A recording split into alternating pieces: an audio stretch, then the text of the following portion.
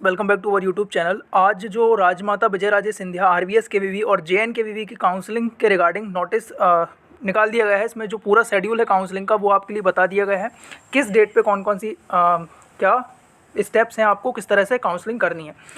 तो सबसे पहले अगर हम बात करें कि जो provisional schedule for counselling for masters degree programmes first round की अगर बात करें, first round online off campus counselling for student of RVS KVV Gwalior and JNKVV Jabalpur only. तो पहली जो काउंसलिंग है उसमें आरवीएस केवीवी और जेएनकेवीवी के जो स्टूडेंट्स हैं केवल उन्हीं को एज ए एप्लीकेबल माना गया है। और अगर हम बात करें इसकी फर्स्ट स्टेप क्या है, तो document verification eight constitute colleges of both the universities, मतलब कि जो जितनी भी यूनिवर्सिटी दोनों यूनिवर्सिटीज़ हैं इनके जो डिफरेंट कॉलेजेस हैं जैसे ग्वालियर, इंदौर, जबलपुर, खंडवा, मंदसौर, रीवा, सीहोर एवं टीकमगढ़, इन पे आप अपना डॉक्यूमेंट वेरिफिकेशन करवा सकते हैं 15 से लेकर 18 नवंबर तक 2021 शाम के 5 बजे तक। अगर हम बात करें दूसरा स्टेप है locking of the choice and in various courses only for the student of RVS KVV Gwalior and JNKVV Jabalpur. तो इसमें सारे स्टूडेंट जैसे कि एमएससी एग्रीकल्चर हुआ, MSc forestry, MTech engineering, MSc agriculture horticulture और MBA agri business, MSc food science and tech, submission of non refundable counselling fees of RS 300, मतलब कि आपको 300 रुपये की नॉन रिफंडेबल फीस जमा करनी पड़ेगी जो आपको वापस नहीं मिलेगी। चॉइस फिलिंग आपको करना है 15 से लेकर 21 नवंबर तक। अगर इसके बाद हम बात करें डिक्लेरेशंस ऑफ अलॉटमेंट, अलॉटेड जो आपको सीट्स होंगी 24 नवंबर को आपको अलॉटमेंट हो जाएंगी सीट्स।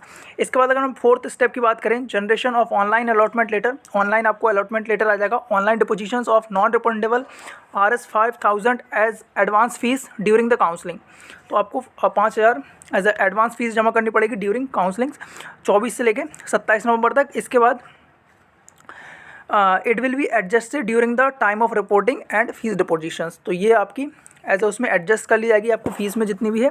इसके बाद जो फिफ्थ स्टेप है acceptance of the allotted seat, options to opt for the upgrade after the paying the advance fees RS 5000, candidate of those students will stand cancelled who have neither accepted the allotted seats nor applied for the upgrade, मतलब कि उन candidates को आगे के लिए cancel कर दिया जाएगा जिन स्टूडेंट्स ने सीट अलॉट एक्सेप्ट नहीं की है, ना ही उन्होंने फिर अलॉटमेंट अपग्रेड के लिए आगे उसको अप्लाई की है, तो उनका जो कैंडिडेचर है वो उसको रिजेक्ट कर दिया जाएगा। इसके बाद जो 6 नंबर पे स्टेप है वो है reporting and depositions of remaining fees at the allotted college, मतलब आपको जो अलॉटेड कॉलेज हुई है, जो कॉलेज मिला है आपको, उस पर आपको रिपोर्टिंग करना है और जितनी बाकी फीस आपको ऐसा जमा करना है।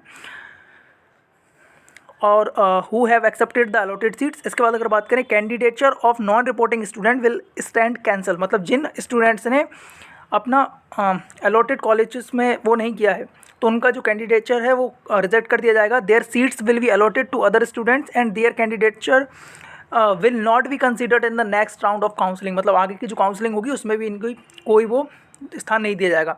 Advance paid fees shall be fortified, तो ये भी जो फीस है वो आपकी किसी काम की नहीं रहेगी।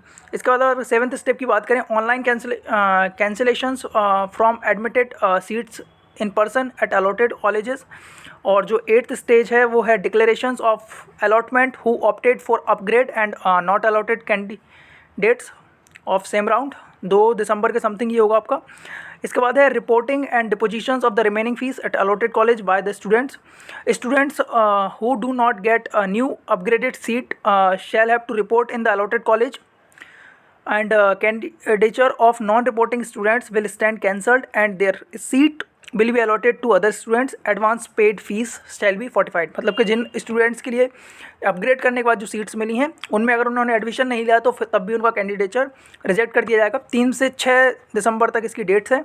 इसके बाद जो 10th स्टेप है वो क्या है online cancellations from admitted seat in the person at the allotted college. इसके बाद अगर हम बात करें जो 11th स्टेप है display of vacant seats on website for the second round counselling. 7 दिसंबर को आपकी जितनी भी सीट बचेंगी फर्स्ट काउंसलिंग के बाद उन सीट्स पे आपको बता दिया जाएगा कि इतनी सीट्स वैकेंट हैं और इन पे अब आगे की जो काउंसलिंग है वो इस अकॉर्डिंग होगी। तो ये फर्स्ट राउंड की काउंसलिंग है, इस तरह से आपकी फर्स्ट राउंड की पूरी काउंसलिंग होगी। और इस बाद अगर हम सेकंड राउंड की काउंसलिंग देखें तो आप इसका स्क्रीनशॉट ले सकते हैं, और जैसे हम सेकंड राउंड की काउंसलिंग में जाएंगे तो उस टाइम पे भी मैं इसको पूरा एकदम बता दूंगा, तो आपको कोई दिक्कत नहीं आएगी।